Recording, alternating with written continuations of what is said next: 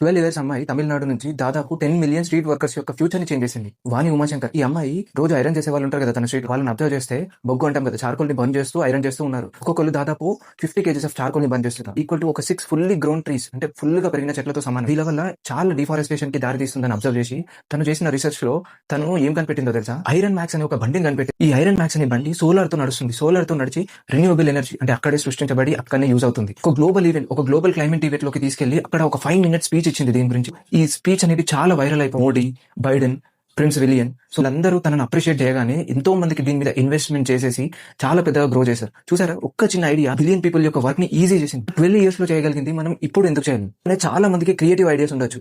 ఆ creative ideas ని ఎక్కడ ప్రెజెంట్ చేయాలి, ఎక్కడ చూపించుకోవాలో మీకు తెలియకపోతే నాతో కనెక్ట్ అవ్వండి. సో నేను ఒక ఇనిషియేషన్ తీసుకుంటాను మీ గురించి. ఇలాంటి క్రియేటివ్ ఐడియా ఉన్నా కానీ నాతో వర్క్ చేయొచ్చు. నేను కూడా క్రియేటివ్ థాట్ ని ఎంకరేజ్ చేస్తాను. ఇలాంటి ఇన్నోవేషన్ ఐడియాస్ ఉన్నా కానీ దానిపైన వర్క్అవుట్ చేద్దాం. నాతో పాటు క్రియేటివ్ గా వర్క్ చేసే పీపుల్ కోసం నేను చూస్తున్నాను. అందులో మీకు ఇంట్రెస్ట్ ఉంటే మీ క్రియేటివ్ ఐడియాస్ ఏంటో నా ఈమెయిల్ ఐడి ఇక్కడ మెన్షన్ చేస్తున్నాను. ఈ ఈమెయిల్ ఐడికి మీ ఇంట్రెస్ట్ అండ్ మీ దగ్గర ఉన్న ఐడియా ఏంటి, దాన్ని ఎలా ఇంప్రూవ్ చేసుకోవాలనుకుంటున్నారు, యూస్ఫుల్ ఐడియాస్ కానీ క్రియేటివ్ థాట్స్ మీ దగ్గర ఉంటే మీకు హెల్ప్ చేయడానికి నేను రెడీ. ఇంకెందుకు ఆలస్యం చేస్తున్నారు? మీ దగ్గర క్రియేటివ్ ఐడియా ఉంటే నాకు ఈమెయిల్ చేయండి. All the best.